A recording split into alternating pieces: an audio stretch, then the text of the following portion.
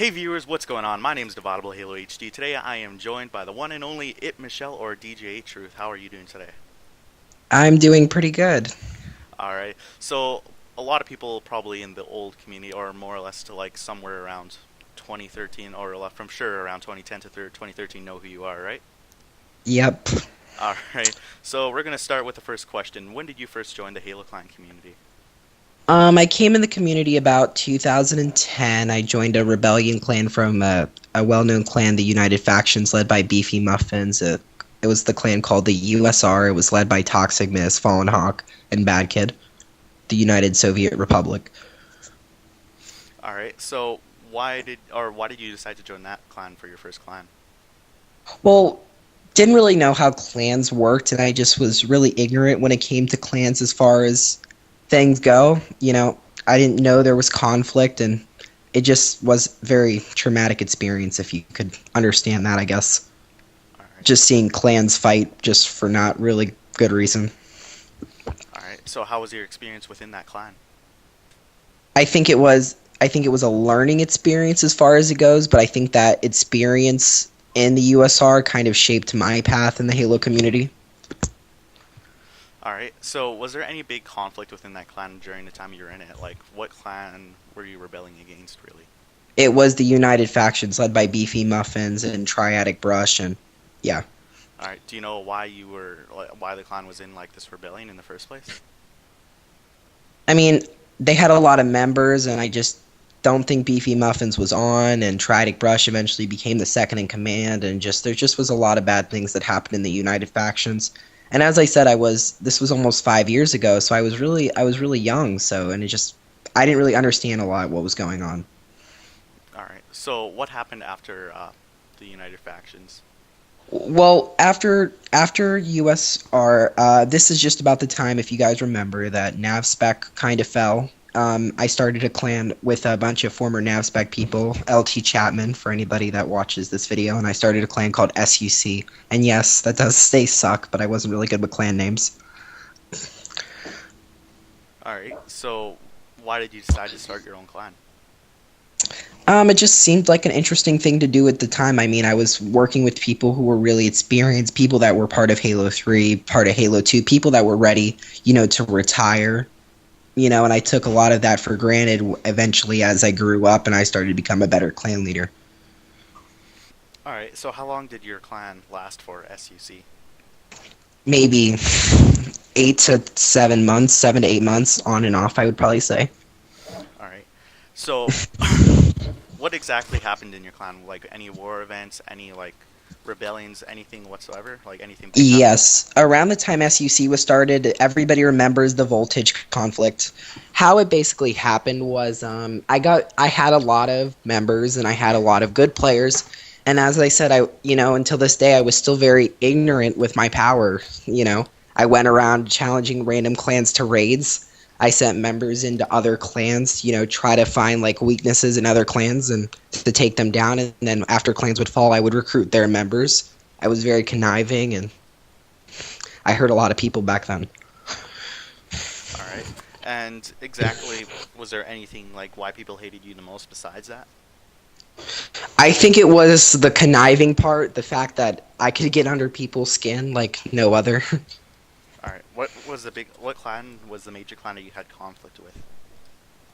The major clan I probably had conflict with just was, I mean, we were good friends with DTO and SUC, and then we weren't good friends with DTO, and then we battled V100, and then once we battled V100, it just was like, it was horrible because then after we played V100, we got challenged by Joker Nation, and we beat Joker Nation, and then it was like media annihilation on my part, and I just didn't want to do clan leading after that. Alright, so what did you do, like, towards the end of SUC? After just Joker Nation posted that video that hit like 2,000 views, which really intimidated me because I didn't know that was even possible for something like that to get that many views. It just put a lot of pressure on me. I received a lot of hate mail, and I just kind of stopped. Alright, so obviously, like you created the clan DGA later on, but what were you doing during the meantime? Well, this is what attracted me a lot of hate. After SUC kind of fell, as I said, I was very ignorant. I was no older than maybe 16 or 15. I don't recall though. It was I went around demanding certain ranks, and when I got them, I usually just took their members and left, and just did it again and again and again and again. And I really didn't solidify, just really calm down with the clan jumping until probably almost the release of Halo 4. All right. And was there like during your like clan hopping, what clans did you join and like steal members from exactly? USOH, The Fallen. I actually even joined Joker Nation, if you could believe that. Let's see, what else did I join? Joined a few elite clans, like the Sandhealy Eminence, the Salon Guard, the United Legion, the other United Legion. Just so many clans I can't even remember. All right. So towards I think the UUF is another big one. I'm sorry to interrupt you. yeah, no problem. So is there anything else like besides those clans, like or big conflicts during the time? No. No. All right. So exactly, you started like DGA Truth on Halo 4 or Halo Reach still? Well, how I gained like so much hate. I already had a lot of hate like from the little community when I was, the bigger community when I was ItMichelle, but I kind of like exploded into like the Kim Kardashian of Reach probably in 2013, where that's really when I hit the top. All right. So what happened during that time exactly? How you got hit it? Well, everybody got Halo 4. And at this point, I met a person called Mythic Yoshi, probably one of the best people I think I've ever worked with as far as clans goes. And me and him are still very good friends today. His name's Psyche, for anybody that in DGA that watches this video. And he kind of just really taught me how to be loyal to clans, taught me that, and this is just for anybody that clan jumps in the clan community, and I see a lot of it even still today, that you're not going to really know what you get out of a clan if you just keep leaving it. You know what I mean? Because, like, back when I was ItMichelle, I would constantly leave clans, and then I would see them do great things, and then it'd be like, oh my gosh, I regret it, and I wouldn't be able to come back. And I'm not saying that people regret it, just people take a lot of things for granted that they do, and the effects it has on other people's hard work. All right. So this was leading up to DGA, right? Yes. DGA was originally supposed to be a competitive clan that started out on Halo 4. And I did a lot of these little clans, none that I can really remember because it was so long ago, but this is the first one that actually stood over the next 3 years. All right. What exactly did DGA stand for? Dark Guardian Angels. All right. So what happened within DGA? Like how did you guys become big? We first originally became a competitive clan, and we did a lot of great things with competitive players. I think that was really, we called ourselves the DGA Legacy, really hit a point. We had about 50 to 60 current people with DGA in their names. I was DGA Truth. We had a lot of competitive players on Halo 4. Well, one day, one of our members, who turned out to be one of the founding members of DGA, Maceo, or Sticky Swag, he was in Voltage, and he did a lot of great things for Voltage. He decided that DGA should have a military, and because Halo 4 was such a shitty game, he decided to make the military on Halo Reach, while we were a competitive clan on Halo 4. Alright, what happened after that? Well, basically what happened, it was going really, really successful. We gained more followers, and we had a military presence on Halo Reach. It wasn't a big presence, and it didn't really hit a very big presence really until 2013, as I said. Alright. So what major events sparked this big influencer summit? Well, basically, the competitive it became too much for me because, well, competitive players, and I'm a competitive player now, and I didn't really understand it back then. they're very immature. They're not like military players. They don't listen to you all the time, and sometimes you have to ask them more than once to do things. And it just became very, very repetitive, and it became very stressful for me. And I decided to go back to. I decided to make a competitive presence on Halo Reach and kind of just leave Halo 4. All right. Go on. And basically, at that point, we had a competitive and we had a military, and it was going really, really well. And basically, as I said, I am a little bit of a control freak. I started dictating what the military can and can't do. And I was getting upset because they wouldn't allow me in their trainings, even though I was the leader of competitive, and Maceo was the leader of the military. And it just became very upsetting, and we constantly were arguing, and it led to the whole military leaving. All right. So the military, did they create their own clan? No.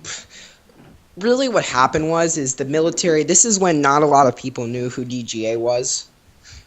Basically, the military was kind of just left in bits. All the leaders left, not the members left, which, if you think about it, back then was really rare. Because the way Maceo, DGA Thug, Trevor, and DGA Meta really trained their men, they were just dedicated no matter what. Okay. So, what happened when all your members left? What did you do? Well, I figured the competitive is going to be useless because nobody really listens to me, and I decided to make DGA, a military clan, which it didn't stay military. It usually, sometimes we'd start competitive divisions, but it was mainly known for its military. Okay. So, was there major events such as war events with any clans during DGA? Oh, yes. Basically, in first generation, it was known for its competitive and its military and its multiple leaders and its multiple things.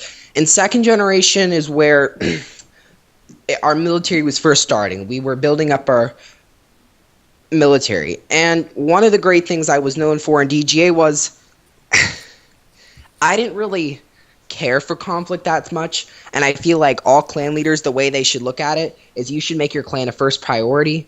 My saying has always been, and our motto was always in DGA, is that don't go looking for trouble, but always be ready for it. You know what I'm saying? Mm-hmm. So we just built up our military. Well, back then, with my experiences at ItMichelle, every person I recruited in DGA were people that we got out of matchmaking, that we trained day in and day out, and they believed in our philosophy. So what changed into DGA third generation, and I know people get confused when we call them generations, because DGA's always had 3 leaders, and every generation it was 3 different leaders, or like 2 different leaders, or just a different thing. All right. So, what led to the fall of DGA? Well, what led to the fall, which I was kind of saying, is we had members that believed in our philosophy, believed in what we believed in. That's why DGA was such a great clan, because we didn't care. Well, when third generation came, I met one of the worst people I think I've ever met in Halo, but he was still an incredible leader. People know him as Slayer UK. He ran the 9th generation of the United Nations, and DGA and UN were very, very close allies. I was friends with his leaders, he was friends with ours. And basically one day, Slayer decided to merge, and I was really, content about this because I didn't want their members believing in their own philosophy. And that's why when you do clans, you should always go out and recruit your own members instead of recruiting people from their past, because they're going to believe in like 1,000 different things and believe in the way their old clan used to do it, or that and that, if you get that. Mm-hmm. And exactly what happened when he merged? Well, when United Nations 9th generation, the one that Slayer UK left, that he supposedly got permission from JB, still don't believe that because it was never confirmed by anybody but Slayer and Commando Bane that he was allowed to start 9th generation. And I think there's been like 6 generations after that. DGA grew into a superpower. We were very well known. We would take out any clan that had a problem with us, regular clan battle, raid, and we had a huge conflict with the ACH, which really ruined me and Slayer's relationship. All right. So why would you describe Slayer as like one of the worst people you ever met? Because he's very conniving. Go on. You know, if he doesn't get what he wants, it's like the Nightmare Before Christmas. Um, I wasn't used to having anybody, because when in DGA, my leaders, they believed in what I believed in, and it wasn't. I wouldn't say it's a dictatorship, if you get what I'm saying. Obviously, they have their own opinions, but it's for their philosophy on what we believe in. If you get what I know I keep repeating that. But when Slayer came in, you know, he had a different experience. He was actually in the original United Nations, so he expected things to be the way he led it, which was my original problem with letting him in the clan in the first place. All right. So did you cause any problems within your clan? Uh, I had a handle on a lot of things until the ACH conflict, which was a very highly media basically thing. And ACH was probably one of the best clans on Reach, arguably in my opinion, because they didn't have much of a military, but they never given up, and we actually lost the war to them. All right. So DGA it ended, right? Yes, it ended because I lost my mic, and it was very hard on me when I lost my mic to run a very huge clan at that point. And I know people exaggerate about how many members they had, but at that point we probably had 80 to 100 members, and or even more. And it just was very hard to run. You know, we had almost 4 branches, and it's very hard to run, you know, a huge clan with multiple leaders, multiple needs, you know, the fighting, the conflicts, just with no mic. Mm-hmm. And Slayer UK and Beast Reclaimer took advantage of that, and it was all downhill. Basically, they tried to overthrow me. And, you know, I said, because our clan ran republicly, meaning that, you know, I made the decisions, but if the members had a problem with it, they could vote against it. And I just said, you know, that's not the way the clan is supposed to be ran, and I left. And it took the clan about a week to fall without me. All right. So what were you doing? So basically, what are you doing like right now, or like after DGA? Well, I actually brought DGA back. This is the second official time DGA was brought up. All right. We started 5th generation of DGA, or yeah, fourth, and we brought in a new legacy of members. We had Master Grunt. I got to work with DGA Hero, and Slayer UK actually returned. All right. Did you let him back in, or why did you? I did, against my other leadership advice.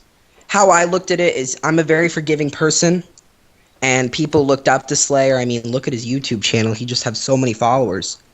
And, you know, I really couldn't see beneath the filth of him.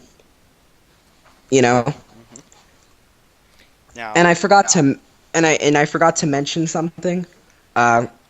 Wagner was another general in DGA before the clan fell, and now he's in Exodus. He's the leader of the Commandos. It just seems like all the great leaders in Exodus somehow came from DGA. I just see that as a coincidence, and I just everybody that left DGA, you know, to anybody that truly does watch this, they just really became bad people. all right. So, what do you mean how they became bad people? Well, Wagner experienced these 12 months of I guess hardcore training in the Commandos, because he thinks the Commandos in Exodus is the best branch in Halo Reach, and he's actually the leader. I trained Wagner myself when he became the general of our Marine Corps, and he's just a really terrible person. So how is he a terrible person exactly? He used to be happy, more willing to do things, and just lead, and now he's just very cold and just very mean, and he just says things that just really hurt your feelings, and he's just really an asshole. All right. So Exactly. What happened during your second generation Well, when I call it I call it fourth or fourth? Sorry, generation my bad. because it's like different leaders. You know what I mean? Mhm. It was probably my favorite generation because it was during the summer, and it was perfect. You know, I got DGA Hero Hybrid Source or whatever his name is now. He was one of the greatest special forces leaders I think DGA has ever had in history, and he worked alongside with Deadshot. I got Slayer. He led the national security, and then Master Gun just did an amazing job running our army, and it just was very good. I just didn't really see all the things that were going on behind the scene. All right. Well, what exactly was going on behind the scene? Do you know? Well, at this point, the summer a little bit ago, the summer of what was it, 2014? This big group known as ShadowNet was around. And oh my God, they had to be the stupidest group I think I've ever seen. Because again, I don't. I've always been that person. I'm not a firm believer in conflict. Yeah, a lot of people don't like me, but when I do clans, I only carry about that specific clan. And anybody who's given me a chance to let me, when I, after, DGA kind of fell, they would see, that I only really care about that clan. Nobody else really. And when you got clans like ShadowNet that are going around, and I saw that Power was interviewed, and I saw that Kurt was interviewed, and they went around and they try to like send operatives in the clan, I just see it as childish. And Slayer was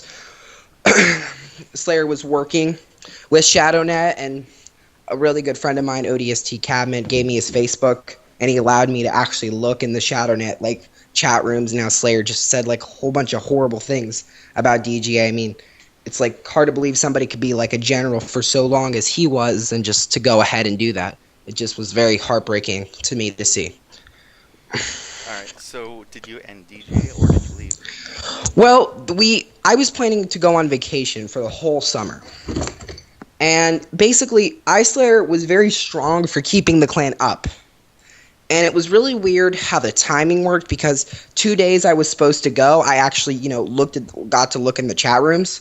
And it was really bad timing because I did something bad. I overruled the decision of everybody because of what happened with Slayer. Because Slayer was going to lead my clan, that he was trashing, that he didn't think I knew about. And it just was bad. All right. So, what was the end result? I basically confronted him, and now he's like Felicia. He just talks shit behind my back when he can. I went on my summer vacation. People that were part of DGA like Master Grunt, Slayer, M Chief, Zombie Slayer, they went on to start their own clans, and they're currently on Reach, and they're doing really well. All right. So, what were you doing up to like this current point now? Um, this was a really hard part, and I think this is one of the most like depressing times for me on Reach, and I think it's when I probably cried the most because I really saw that nobody liked me because I was getting rejected by clan after clan after clan, or other clans would be like, we need to wait for a decision, and they just really wouldn't accept me. And there was only a few clans, if you don't mind me shouting them out, that I stayed for in a really long time. I was in CCM and TKG. If you know CCM Ascension, I think I saw you interviewed him. He allowed me to be in his clan up to 6 months. I didn't leave on the best of terms, but it was still an amazing clan, and I was glad I got the opportunity to be in it.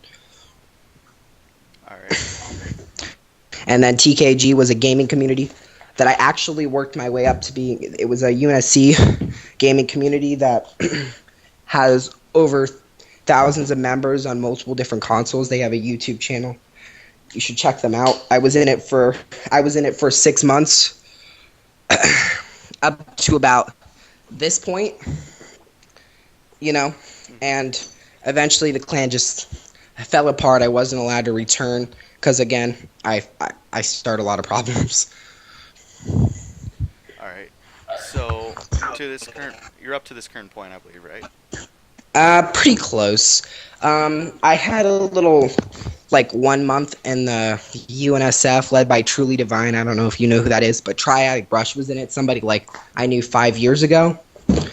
And I was in it for about 1 month. And I think I was, like, Triadic was just being an asshole. And I called him out for it, and I was kicked out. So, yeah. Now I'm currently in RSL. Uh, Forgive me. What is RSL? It's led by Vecta. He's been around. He's been around way before I have. You know, he was around when JB was doing his thing. His name was Agu Zanumi. Anybody who sees this will probably know who RSL is. All right. So we're gonna talk about a few questions, and that is, do you believe the Halo Reach clan community was like, or do you believe the Halo Reach clan community was like dropping, like now compared to like 2012? Well, obviously that's an obvious. I wouldn't say as far as I wouldn't go as far as it goes as far as dropping, saying it dropped. But I remember in 2010 you couldn't even search in a matchmaking game without finding a clan. You know, but now people have moved on. Great leaders that once were on this game, or leaders who were leaders, are just now part of clans. And there really aren't that many members to start clans nowadays, unless you have a lot of supporters. All right. So I also have another question. What do you believe um, is a way that we can help improve the Halo clan community right now? Well, there's a lot of things. You can't have groups like ShadowNet. You know, I'm not saying you should throw, or people like Marshock and like ShadowNet. You know, just everybody gets like fascinated with them because they're like interesting. They're really how we're going to make Halo clans stay longer is for people to really stay out of conflict. Worry about their clan, build their own clans up, worry about themselves. And if there is conflict, be ready for it. Don't put your clan in a position that they don't need to be in. Is there anything else you'd like to say? I just want everybody to know, because I know a lot of people have asked me this question, if I have any regrets of the decisions I made. I got to be in one of the most successful clans on Reach with EGA, which is obviously very controversial.